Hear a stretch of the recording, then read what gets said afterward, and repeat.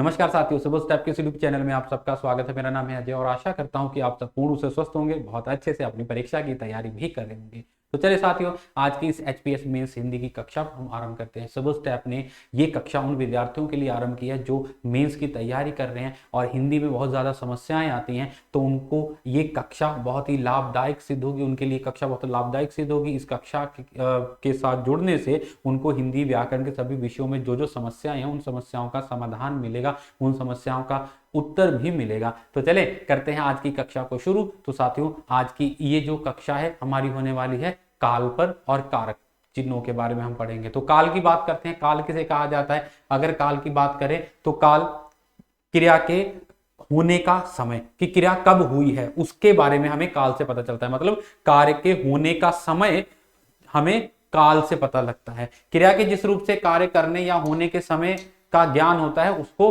काल कहा जाता है। ठीक है, जैसे कि देखो, टीना पढ़ाई कर रही है, मोनिका ने अच्छा चित्र बनाया था और मुकुल मित्रों के साथ अमृतसर जाएगा। मुकुल मित्रों के साथ अमृतसर जाएगा। ठीक है, टीना पढ़ाई कर रही है, अर्थात ये वर्तमान काल हो गया। ठीक है, उसके बाद हमारे पास आ गया मोनिका ने अच्छा चित्र बनाया था, ये भूतकाल हो गया।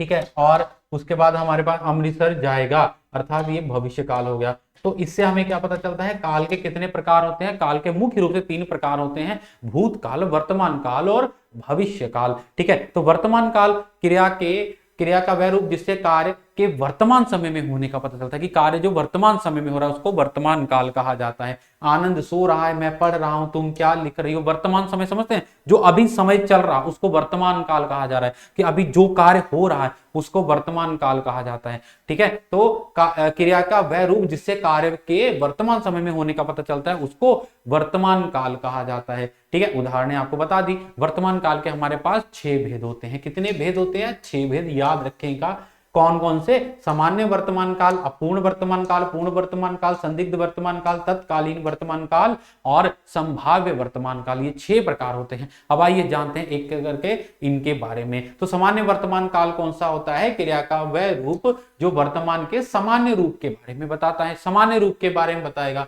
ठीक है, उसको सामान्य वर्तमान काल कहा जाता है। और इसमें क्रिया के ना अपूर्ण होने का पता चलता है। मतलब कि कार्य जो है उसके अपूर्ण होने का भी कोई संकट नहीं मिलता है, ना ही किसी प्रकार का कोई संदेश मिलेगा। मतलब कि अपूर्ण, मतलब ये पता लगेगा कि कार्य पूर्ण हो चुका है, अपूर्ण होने का संकट नहीं होता इसमें। मतलब वर्तमान काल है तो कार्य पूर्ण हो चुका है ना, तो पूर्ण होने का इसमें पता चलता है, अपूर्ण होने का संकट नहीं मिलता है और इसमें किसी प्रकार का कोई संदेश नहीं मिलेगा। जैसे कि बच्चे खिलौनों से खेलते हैं। ठीक है, क्रिया अपूर्ण है, अपूर्ण होने ना पूर्ण होने का कोई संकट मिल रहा है इस पे। बच्चे खिलौनों से खेलते हैं, वह पुस्तक पढ़ता है, माली पौधों को पानी देता है ना। तो इसमें क्या है कि माली पौधों को पानी देता है, तो ये क्रिया अभी अपूर्ण है कि पूर्ण है? देता है। ठीक है, तो ये क्रिया ना ही पूर्ण का मतलब कि अभी भी देता है वो, तो इसमें अपूर्ण होने का कि ये पहले दे चुका, अभी देता है कि नहीं देता। अगर होता है इसमें कि वो पहले पानी देता था तो ठीक है, तो क्या हो जाती कि वो क्रिया पूर्ण हो जाती, और अभी पानी दे रहा है तो वो क्या हो जाती? अपूर्ण हो जाती। तो अपूर्ण होने का कोई संकट नहीं मिलता इसमें, ना ही किसी प्रकार का कोई संदेश मिलता है। इसी को सामान्य वर्तमान काल कहा जाता है ना। माली पौधों को पानी देता है, अभी भी पानी देता है। ठीक है, इसलिए अपूर्ण होने का कोई संकट नहीं है। ठीक है, तो इसको कहा जाता है सामान्य वर्तमान काल। उसके बाद आता है अपूर्ण वर्तमान काल। क्रिया के जिस रूप से यह बोध होता है कि वर्तमान काल में कार्य अभी भी पूर्ण नहीं हुआ है उसको कहा जाता है अपूर्ण वर्तमान काल। अपूर्ण की क्रिया जो है अभी अपूर्ण है, पूर्ण नहीं हुई है, उसको अपूर्ण वर्तमान काल कहा जाता है। मोहन विद्यालय जा रहा है, अभी क्रिया चल रही है। ठीक है, वर्षा हो रही है, अभी भी क्रिया चल रही है। अनुराग लिख रहा है तो अभी भी क्रिया हो रही है। ठीक है, तो उसको कहा जाता है अपूर्ण वर्तमान काल। अब उसके विपरीत आ गया पूर्ण वर्तमान काल। पूर्ण वर्तमान काल कौन सा होता है? जहां पर क्रिया के पूर्ण होने का हमें पता चलता है कि क्रिया पूर्ण हो चुकी है, संपूर्ण हो चुकी है, उसको कहा जाता है पूर्ण वर्तमान काल। ठीक है, जैसे कि वह आया है, सीता ने पुस्तक पढ़ी है, तो मतलब इसमें क्या है कि हो चुकी है क्रिया, संपूर्ण हो चुकी है। वह आया है मतलब आ चुका है, सीता ने पुस्तक पढ़ी है मतलब पढ़ चुकी है, एक तरह से क्रिया जो है पूर्ण हो चुकी है। ठीक है, उसके बाद हमारे पास आता है संदिग्ध वर्तमान काल। क्रिया के जिस रूप से वर्तमान काल क्रिया के होने या करने का शंका हो। मतलब कि इसमें क्या होता है, क्रिया के जिस रूप से वर्तमान काल में क्रिया के होने या करने का शक हो, शंका हो, ठीक है, कि वर्तमान काल में शायद वो क्रिया हो रही हो या हो, वो क्या होगा, संदिग्ध वर्तमान काल की, वर्तमान में क्रिया होने का क्या होगा, अनुमान लगाया जाएगा, है ना, उसको कहा जाता है संदिग्ध वर्तमान काल। जैसे कि राम पढ़ता होगा, अनुमान लगाया गया कि राम पढ़ता होगा, अभी भी शायद पढ़ता होगा, है ना, हलवाई मिठाई बनाता होगा, आज विद्यालय खुला होगा, तो अनुमान लगाया गया, पक्का नहीं पता, तो इसी को बोला गया संदिग्ध, मतलब पक्का नहीं पता कि खुला है विद्यालय कि नहीं खुला है, ठीक है, हलवाई मिठाई अभी भी बनाता है कि नहीं बनाता है, और राम अभी भी पढ़ता है कि नहीं पढ़ता है ना, तो मतलब अनुमान लगाएंगे कि अभी भी पढ़ता है, वो पढ़ता होगा अभी वर्तमान में, तो इसको कहा जाता है संदिग्ध वर्तमान काल। उसके बाद आता है तत्कालीन वर्तमान काल। क्रिया के जिस रूप से यह पता चलता है कि कार्य वर्तमान काल में अभी भी हो रहा है, उसको कहा जाता है तत्कालीन वर्तमान काल। अपूर्ण वर्तमान काल की भांति है ये भी, ठीक है, पर इसमें बस क्या है, मैं पढ़ रहा हूं, वह जा रहा है और मैं लिख रहा हूं, ठीक है, अभी भी ये कार्य चल रहा है, यहां पर कार्य अभी पूर्ण नहीं हुआ है, तो इसको कहा जाता है तत्कालीन वर्तमान काल। और अपूर्ण में भी अभी जो है कार्य चल रहा था, ठीक है, तो इसको कहा जाता है तत्कालीन वर्तमान काल। की क्रिया के जिस रूप से यह पता चलता है कि कार्य वर्तमान काल में हो रहा है, वह शब्द तत्कालीन, उसको तत्कालीन वर्तमान काल कहते हैं, ठीक है। उसके बाद हमारे पास आता है संभाव्य वर्तमान काल। संभाव्य में भी क्या होता है, संभावना होती है कि वर्तमान काल में क्रिया के होने की संभावना व्यक्त की जाती है। जैसे कि वर्तमान काल में काम के पूरा होने की संभावना होती है, वह शब्द संभाव्य वर्तमान काल कहलाता है, ठीक है। जैसे कि वह लौटा हो, वह आया हो, उसने खाया हो और वह चलता हो, तो वह चलता हो मतलब कि इसको ऐसे भी बोल सकते हैं कि हो सकता है वह चलता हो, ठीक है, हो सकता है वह लौटा हो, तो मतलब अनुमान लगाया गया यहां पर, ठीक है, तो ये भी क्या है, संभावना व्यक्त की गई है कि शायद काम हो गया हो, ठीक है, शायद काम हो रहा हो, तो मतलब वो चीज क्या है, संभाव्य वर्तमान काल के अंतर्गत आती है। उसके बाद एक आता है पूर्ण सातत्य। कई बार पूर्ण सातत्य वर्तमान काल भी पूछ लिया जाता है। पूर्ण सातत्य वर्तमान काल मतलब कि जो जो क्रिया है भूतकाल से चलती आ रही है और अभी भी चल रही है, तो उसको कहा जाता है पूर्ण सातत्य वर्तमान काल। क्रिया के जिस रूप से यह ज्ञात होता है कि क्रिया पहले से आरंभ होकर वर्तमान काल में भी लगातार चल रही है, उसको पूर्ण सातत्य वर्तमान काल कहते हैं। जैसे कि वह मिठाई खाता रहा है, रामू चोरी करता रहा है, वह मिठाई खाता रहा है, पहले से उसने आरंभ की थी, अभी भी खा रहा है, ठीक है, और राम चोरी करता रहा है, पहले भी चोरी करता था और आज भी चोरी करता रहा है, तो ये क्या हो गया, इसको बोला जाता है पूर्ण सातत्य वर्तमान काल, ठीक है जी। उसके बाद हमारे पास आ जाता है भूतकाल, ठीक है। भूतकाल, इस भूतकाल से हमें क्रिया के बीते समय में होने का पता चलता है कि क्रिया जो है हो चुकी है, बीते समय में हो चुकी है, ठीक है। क्रिया के जिस रूप से जिससे कार्य के बीते हुए समय का पूरा होने का पता चलता है, बीते समय में पूरा होने का पता चलता है, उसको कहा जाता है भूतकाल, ठीक है। वह खा चुका था, मैंने पुस्तक पढ़ ली थी, मैं घूमने गया था, गाड़ी जा चुकी थी, तो हो चुकी हैं ये सारी की सारी क्रियाएं, इसलिए इसको भूतकाल कहा गया है। आगे हमारे पास भूतकाल के 6 भेद हैं। कितने भेद हैं, 6 भेद हैं। वर्तमान काल के कितने भेद थे, 6 भेद थे, ठीक है। तो इसमें क्या है, सामान्य भूतकाल, आसन्न भूतकाल, पूर्ण भूतकाल, अपूर्ण भूतकाल, संदिग्ध भूतकाल, हेतु हेतु मद भूतकाल, ये 6 भेद है हमारे पास, ठीक है। तो सामान्य भूतकाल क्या होगा, जिससे भूतकाल की क्रिया के विशेष समय का ज्ञान ना हो, कि भूतकाल में क्रिया का विशेष समय की पूर्ण हुई है परंतु विशेष समय नहीं पता होगा कि कब पूर्ण हुई है, ठीक है, उसको सामान्य भूतकाल कहा जाता है, ठीक है। जैसे कि मोहन आया, अब मोहन आ गया है परंतु कब आया ये नहीं पता। श्री राम ने रावण को मारा, कब मारा ये नहीं पता, दिन तारीख डेट नहीं पता, ठीक है। सीता गई, कहां गई मतलब कि कितने बजे गई नहीं पता, कब गई नहीं पता, तो ये क्या है, भूतकाल, क्रिया हो चुकी है परंतु निश्चित समय के बारे में नहीं पता, वही तो बताया गया कि समय का ज्ञान नहीं होता है, उसको कहा जाता है सामान्य भूतकाल, ठीक है। उसके बाद हमारे पास आता है आसन्न भूतकाल। आसन्न भूतकाल होता है क्रिया के जिस रूप से यह पता चले कि क्रिया अभी कुछ समय पहले ही पूर्ण हुई है, क्रिया जो है अभी कुछ समय पहले ही पूर्ण हुई है, उसको आसन्न भूतकाल कहा जाता है, ठीक है। जैसे मैंने आम खाया है, मान लीजिए कि आपने आम खाते हुए गिरा दिया घर पर, तो मम्मी पूछती है ना आम किसने खाया, यहाँ पर आप बोलोगे मैंने खाया, मतलब अभी अभी खाया है, तो आप क्या बोलोगे अभी भी, तो उन्होंने बोला साफ नहीं कर सकते, तो आप क्या क्या बोलोगे, अभी अभी खाया, अभी कर रहा हूं, तो मतलब कि वो क्या हो गया, आसनन। अभी अभी जो क्रिया पूर्ण हुई हो उसको आसनन कहा जाता है, आसनन भूतकाल। अध्यापिका पढ़ाकर आई है, अध्यापिका पढ़ाकर आई है मतलब अध्यापिका अभी बैठी है ना, तो अध्यापिका अभी पढ़ाकर आई है, जैसे बोलेंगे अभी, वो चीज है इसमें, ठीक है। और मैं अभी सोकर उठा हूं, अभी अभी जस्ट जिसको बोलते हैं, तो इसमें क्या होगा आसनन में, कि जहां पर क्रिया अभी अभी पूर्ण हुई होगी उसको आसनन भूतकाल कहा जाता है। उसके बाद आ जाता है पूर्ण भूतकाल। पूर्ण भूतकाल जैसे हमने पूर्ण वर्तमान काल में पढ़ा था, पूर्ण भूतकाल में क्रिया जो है भूतकाल में पूर्ण हो चुकी होगी, उसको पूर्ण भूतकाल कहा जाएगा। क्रिया के उस रूप को पूर्ण भूतकाल कहते हैं जिससे क्रिया की समाप्ति का समय स्पष्ट होगा। भूतकाल में क्रिया कब समाप्त हुई है वो समय भी स्पष्ट होगा, ठीक है।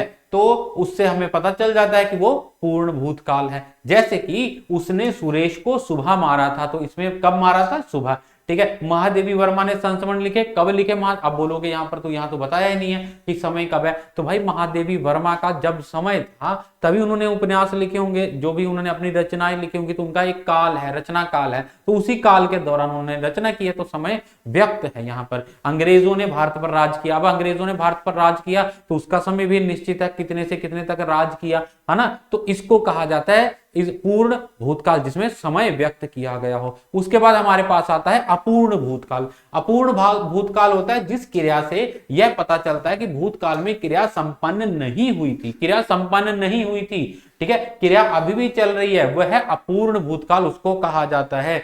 अपूर्ण क्रिया अभी भूतकाल में पूर्ण नहीं हुई थी, ठीक है। सुरेश गीत गा रहा था, सीता सो रही थी, रमेश बाजार जा रहा था, तो इसमें क्या है, अपूर्ण भूतकाल हो गया ना। अपूर्ण कि मतलब क्रिया अभी पूर्ण हुई नहीं, अभी जा रहा था उस समय भी, ठीक है। वह गीत गा रहा था, उस समय भी गा रहा था, मतलब भूतकाल में अभी क्रिया समाप्त नहीं हुई थी, तो उसको क्या कहा जाता है, अपूर्ण भूतकाल। उसके बाद हमारे पास आ जाता है संदिग्ध भूतकाल। भूतकाल की जिस क्रिया से कार्य होने की अनिश्चितता अथवा संदेश प्रकट होता है, अनिश्चितता, मतलब कि इसमें से हमें क्या पता चलेगा कि भूतकाल की जिस क्रिया से कार्य होने की अनिश्चितता, पता नहीं होगा, पक्का नहीं पता होगा कि जो कार्य है वो हुआ है कि नहीं हुआ है, अनुमान होगा, यहां पर संदिग्धता होगी, शंका होगी, ठीक है। जैसे कि बस छूट गई होगी, अनुमान, पक्का नहीं पता छूटी है कि नहीं छूटी, परंतु अनुमान लगाया कि बस छूट गई होगी। तू गया होगा, अनुमान लगाया गया है। दुकानें बंद हो चुकी होंगी, अनुमान लगाया गया कि दुकानें बंद हो चुकी होंगी, पक्का नहीं पता कि दुकानें बंद हुई हैं कि नहीं हुई हैं। उसके बाद आ गया हेतु हेतु मद भूतकाल। हेतु हेतु मद भूतकाल कौन सा होता है, जिसमें क्रिया जो क्रिया हुई है उसका कारण भी बताया जाता है, ठीक है, क्रिया के होने या ना होने का कारण भी बताया जाएगा, उसको हेतु हेतु मद भूतकाल कहा जाता है। जैसे कि यदि वर्षा होती तो फसल अच्छी होती। अब देखो यहां पर क्या है, यदि वर्षा होती तो फसल अच्छी होती, तो फसल अच्छी नहीं हुई है, क्यों नहीं हुई है, क्योंकि वर्षा नहीं हुई है, तो कारण भी बताया गया है।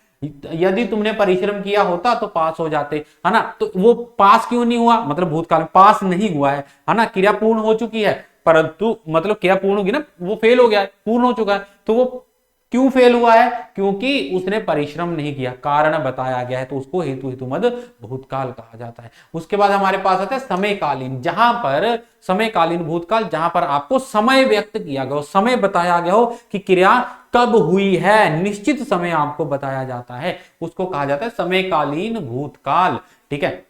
वे पिछले 3 घंटे से टीवी देख रहे थे और वे 2 दिन से खेल रहे हैं, 2 दिन से खेल रहे हैं, तो समय बताया गया है। 3 घंटे से टीवी देख रहे हैं, तो निश्चित समय आपको बताया गया है, ठीक है। उसके बाद हमारे पास आ जाता है भविष्यकाल।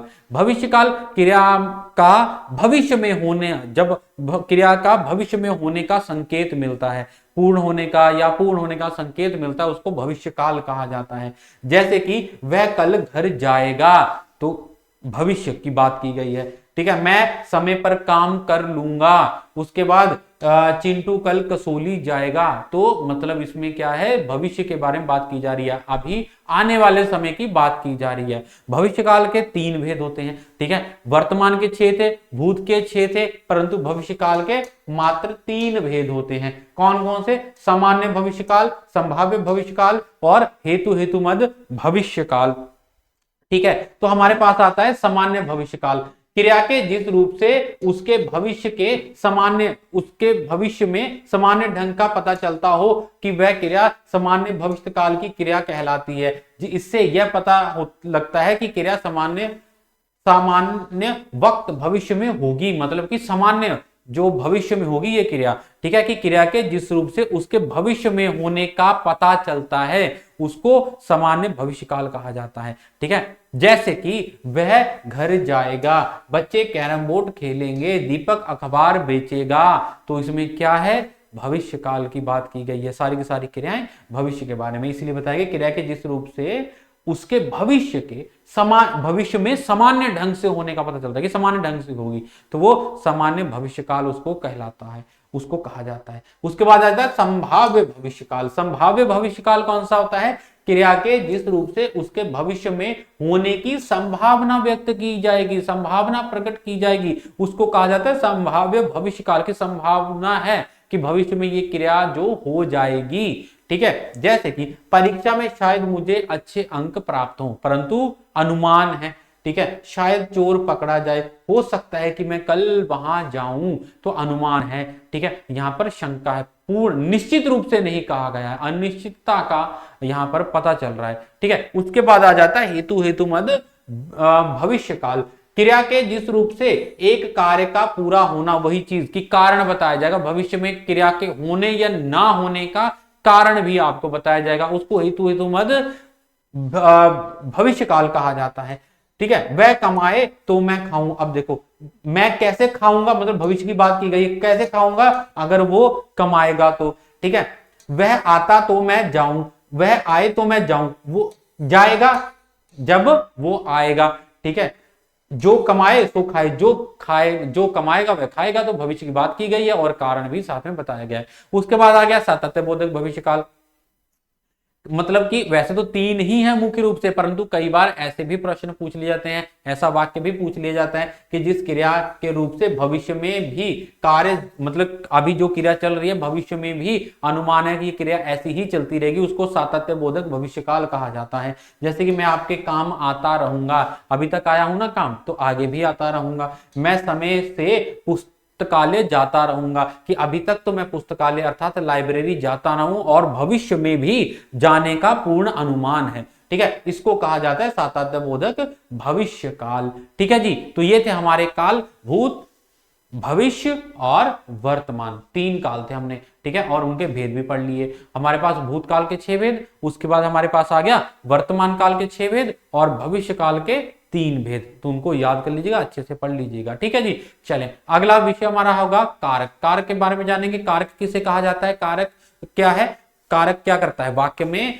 क्या संज्ञा अथवा सर्वनाम को क्रिया से जोड़ने के लिए जिन चिन्हों का प्रयोग किया जाता है उसको कारक कहा जाता है। देख लीजिए एक बार, संज्ञा अथवा सर्वनाम को क्रिया से जोड़ने वाले चिन्ह को क्या कहा जाता है, कारक कहा जाता है। जैसे कि राधा ने गीत सुनाया, तो ने इसमें संज्ञा है ना, तो उसने क्या क्रिया के साथ जोड़ने का कार्य कर रहा है, राधा ने गीत सुनाया, रीता कलम से लिखती है, ये क्या हो गया, कारक हो गया। गरीबों को खाना खिलाना चाहिए, को क्या हो गया, यहाँ पर कारक हो गया। पेड़ से आम गिर गया, तो से इसमें कारक हो गया। उसने बिल्ली को भगा दिया, को इसमें क्या हो गया, कारक हो गया। राम सीता के लिए लंका गए, के लिए, है ना, के लिए कारक हो गया। और मैं मोहन के द्वारा संदेश भेज दूंगा, तो ये सारे के सारे कारक हो गए। संज्ञा और सर्वनाम को कारक, संज्ञा और सर्वनाम को क्रिया के साथ जोड़ने का कार्य जो चिन्ह करते हैं उनको कारक कहा जाता है। कारक के हमारे पास भेद हैं, आपने पढ़े भी होंगे, ठीक है, याद होगा आपको। अभी हम करेंगे, 8 भेद हैं कारक के, कौन कौन से, कर्ता कारक, कर्म कारक, कर्ण कारक, संप्रदान कारक,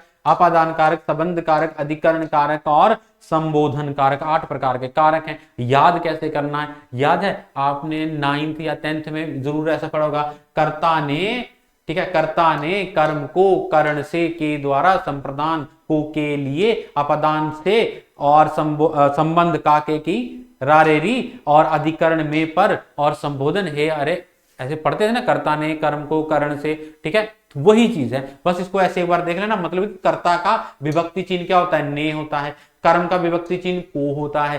कर्ण का से और के द्वारा, और संप्रदान का को के लिए, ठीक है। अपदान से ठीक है, संबंध काके की नानेरी, और अधिकरण में पर संबोधन हे अरे अजी। ठीक है, ये संबोधन हो गया। अब विस्तार से इनके बारे में जानते हैं। पहला हमारे पास आता है कर्ता कारक। कर्ता कौन होता है? वाक्य में कार्य करने वाला, उसको कर्ता कारक कहा जाता है, मतलब कर्ता कहा जाता है। तो कर्ता कारक कौन सा होता है?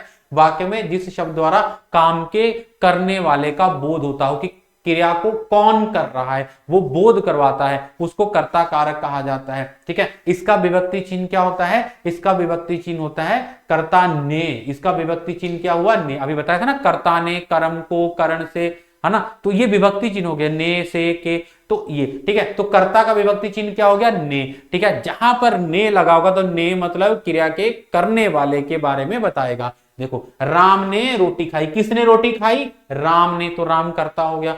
ठीक है, सोहन ने गीत गाया, किसने गीत गाया? सोहन ने, तो ने विभक्ति चिन्ह हो गया। सीता ने गीता पढ़ी, राकेश ने राम को मारा, लक्की ने लड़ाई लड़ी, तो ने क्या है? किसके बारे में बता रहा है? हमें कर्ता के बारे में बता रहा है, क्योंकि कर्ता के साथ ने विभक्ति चिन्ह का प्रयोग किया जाता है। तो कर्ता ने। ठीक है, ने विभक्ति चिन्ह किसका हो गया? कर्ता का। उसके बाद हमारे पास आता है कर्म। कर्ता ने कर्म को, तो कर्म को मतलब कि कर्म क्या होता है? जिस पर क्रिया का प्रभाव पड़ता है। हमने क्रिया में किया था ना, अकर्मक क्रिया, सकर्मक क्रिया, तो उसमें हमने बताया था। तो कर्म जिस पर, इसमें क्या होता है कि जिस कर्म कौन होता है? जिस पर क्रिया का प्रभाव पड़ता है, उसको कर्म कहा जाता है। ठीक है, तो इसमें क्या होगा? कर्ता ने कर्म को, विभक्ति चिन्ह इसका क्या होगा? विभक्ति चिन्ह इसका होगा को। ठीक है, इसका विभक्ति चिन्ह हमारे पास आ गया को। और को कभी होता है वाक्य में, कभी उसको छुपा दिया जाता है। ठीक है, जैसे कि सीता ने तनिष्क को पीटा। सीता ने किसको पीटा?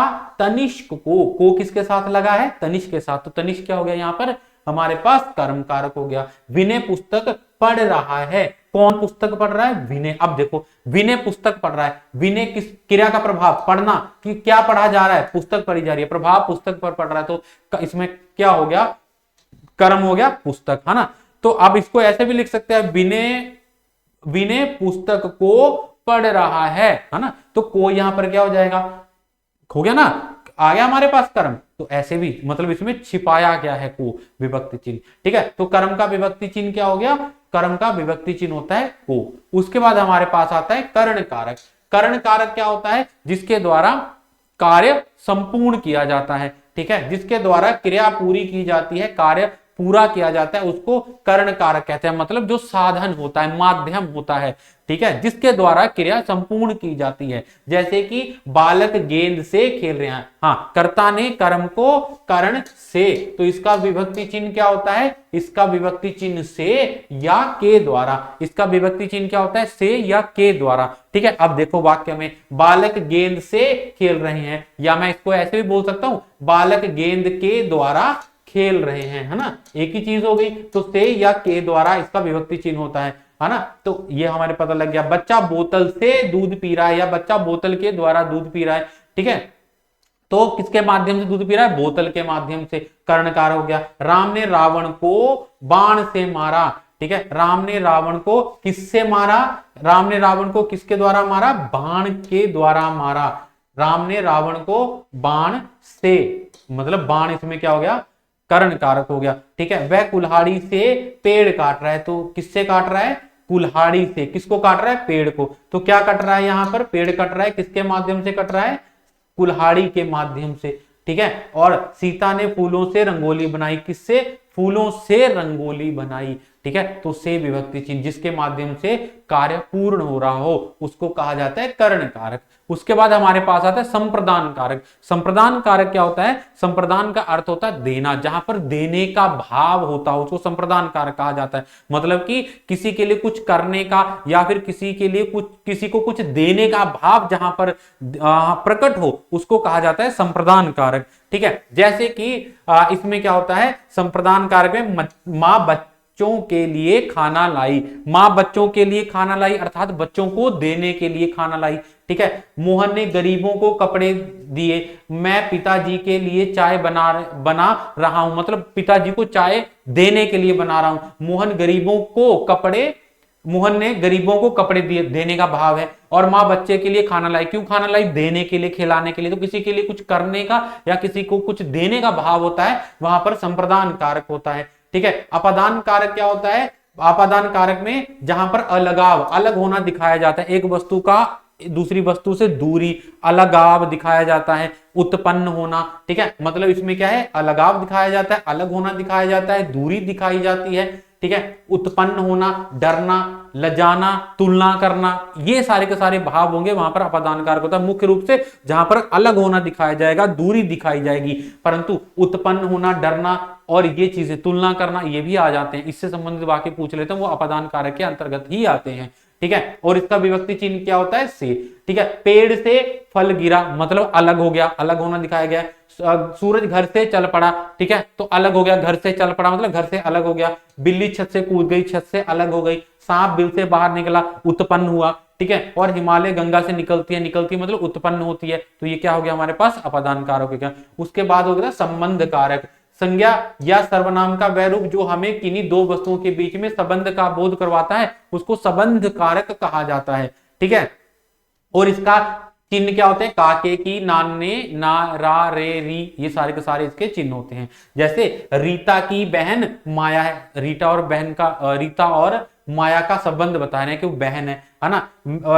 वह, यह माला की पुस्तक है, यह रमेश के पिताजी हैं, ठीक है। वह सोहन का खिलौना है, राजा दशरथ के 4 बेटे थे। तो इसमें क्या है? संबंध बताया जा रहा है, राजा दशरथ का और बेटों का, सोहन का खिलौने के साथ, रमेश का पिता के साथ, है ना, माला का पुस्तक के साथ, और रीता का उसकी बहन माया के साथ। तो यहां पर संबंध बताया जा रहा है। उसके बाद आता है अधिकरण। अधिकरण कारक क्या होता है? जहां पर हमें क्रिया के आधार का बोध होता हो, और इसका विभक्ति चिन्ह क्या है? में और पर। हमें आधार का बोध होगा कि क्रिया कहां पर हो रही है, ठीक है। क्रिया के हमें स्थान का पता चलता है। जैसे मेज पर पानी रखा है, मेज के ऊपर पानी रखा है। फ्रिज में सब्जियां रखी हैं, फ्रिज के भीतर सब्जियां रखी हैं, ठीक है। पेड़ पर तोता बैठा है, पेड़ के ऊपर तोता बैठा है। बच्चे कक्षा में पढ़ रहे हैं, कक्षा के अंदर पढ़ रहे हैं। और सीता पलंग पर सो रही है, पलंग के ऊपर सो रही है। तो क्रिया के आधार का बोध हो रहा है, ठीक है। इसको कहा जाता है अधिकरण कारक। जहां पर क्रिया के आधार का बोध, क्रिया कहां पर हो रही है उसके बारे में हमें पता चलता है,